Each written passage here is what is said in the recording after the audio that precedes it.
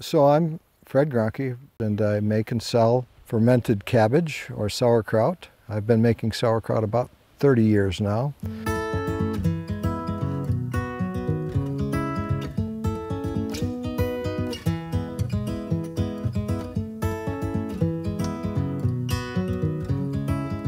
But I've always been into growing and having little gardens and things. And growing up in that agricultural setting, anybody that's been on the farm knows how god-awful tough that is. And so when you're a young guy and you're growing up, the last thing you want to do is pick beans and plant cabbage, and et cetera, et cetera.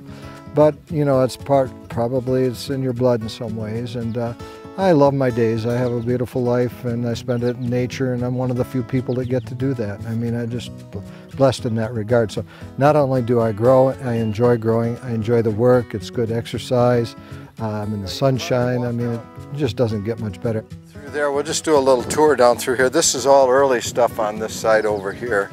And this is kind of things for the farmer's market here.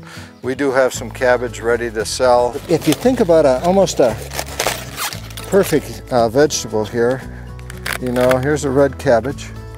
Red cabbage, and I make a sauerkraut out of it. But boy, isn't that pretty.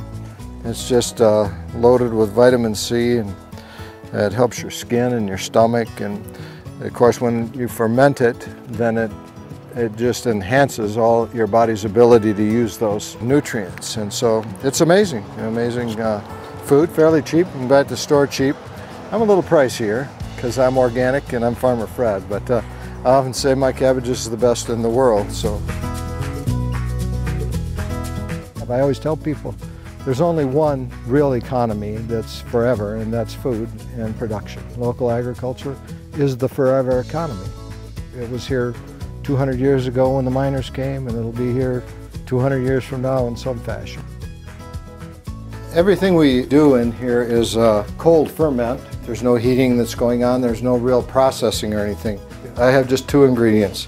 It's just salt and cabbage, nothing more.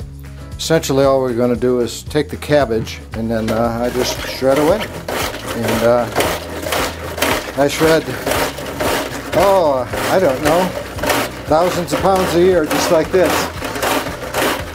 We don't add any moisture at all to our ferments, and we won't have to, because once we put salt on there, we'll have more brine coming out of that cabbage than you could ever hope for.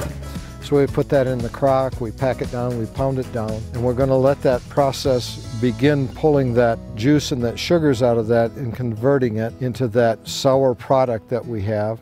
That's where the good stuff comes from. You know, here's the thing, at least if you bought food from somebody local, you would know what's in it. I am certified organic.